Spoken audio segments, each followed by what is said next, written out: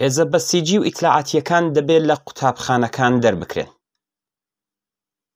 وەستانداری بوشەری حکوومەتی ئیسلامی خوازیاری دەرکرانی سەرجەم مامۆستا غەیرە بەسیجیەکان لە ئاستی ئوستاندا و پێویستی بە بەسیجیکردنی هەموو مامۆستایان بووە. 44 ساڵە قوتابخانە و ناوەندە ئامۆزشیەکان بوونەتە گۆڕەپانی چالاکی ئاخوندەکان، بەسیجیەکان و ئیتلاعاتیەکان و بوونەتە ئیدارەی گوزینش. دەیان ناوەند و ئەنجومەنی ئیسلامی بە ناوی جۆراوجۆرەوە لە سیستمی ئامۆزش و پەروەرشدا حوزوریان هەیە. کاری دەستێوەردانی کۆنەپەرستانە و مەسحەبی گەیشتۆتە ناوەڕۆک و مەحتەوای ماددە ئامۆزشی و کتێبە دەرسیەکانیش. کتێب ئامۆزشیەکان پڕ بوون لە بابەتی دژی زانستی و خۆرافاتی مەسحەبی و قوتابیان و کادری ئامۆزشی ناچار بە ئەنجامدانی مەراسمی ئیجباری مەسحەبی کراون. بە هەزاران مامۆستا و ئۆستادی زانکۆی شەریف و خاوەن ئەزموون لە کارکردن لە ناوەندە ئامۆزشیەکاندا بێبەش بوون، دەرکراون و هێندێکیشیان زیندانی و ئێعدام کراون. ڕژیمی ئیسلامی تەبعیزی ئامۆزشی کە بە شێوەیەکی بەرین بوونی هەبوو بەرهەم و بەرهەم دێنێتەوە. منداڵانی بەشە مەحرومەکانی کۆمەڵ، قوتابیانی ناوچە پەراوێزەکان و بە تایبەت منداڵانی کەمینە نەتەوەیی و مەسەبیەکان بەردەوام بەرەو ڕووی کەمبوونی قوتابخانە، فەزا و ئیمکاناتی ئامۆزشی پێویست، نەبوونی مامۆستا و بەرپرسانی خاوەن زانست بوون. ئێستا سەرجەم قوتابخانەکان لەسەر بنەمای پۆشینی ئیسلامی و مدیریەتی جیهادی تەبەقەبەندی دەکەن. قوتابخانە شاگردەکان و ئەو مامۆستایانەی کە یاسا کۆنەپەرستە مەسحەبیە حکوومەتیەکان قبوڵ ناکەن لە هەمان ئەو ئیمکاناتە کەمەش بێبەش دەکات. بە پێچەوانەوە ئیمکاناتی زیاتر دەخاتە ئیختیار ئەو مەدرسە و مدیرانەوە کە دانراوی حکوومەتن و بوونەتە گوێ لە مشتی.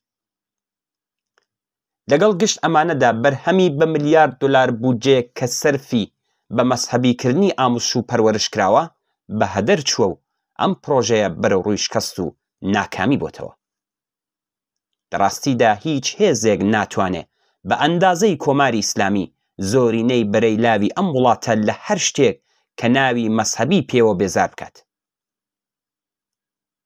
نەوەی نوێی قوتابیان و خوێندکاران کە لە دەورانی حکوومەتی کۆماری ئیسلامیدا هاتوونەتە دنیاوە و ئامۆزش دراون، نەیاری سەرسەختی حکوومەتی دینی و سیستمی ئامۆزش و پەروەرشی بنیادراو لەسەر بنەمای مەسحەبن. ئێستا قوتابیان و خوێندکارانی ئێران بوونەتە هێزێکی تازە و بەتوانە لە دژایەتیکردن لەگەڵ ڕژیمی ئیسلامیدا. لە 44 ساڵی ڕابردوودا بە تایبەت لەم 7 مانگەی دواییدا بزوتنەوەی گەورەی ژن ئازادی، قوتابیان و خوێندکاران، مامۆستایانی شەریف و ئازادی خواست یەکێک لە نەیارانی پلەیەکی حکوومەتی ئیسلامی و دام و دەستگای مەسحەب و ئیختیناقی نظامی و ئەمنیەتی بوون. کۆماری ئیسلامی کە لە ناچارکردنی ژنان بە ڕەتچاوکردنی حجابی زۆرم لێو لە بە مەسحەبیکردنی لاواندا شکستی خواردووە، لە هەوڵدایە سیستمی ئامۆزش و پەروەرشیش ئەمنیەتی تر بکات.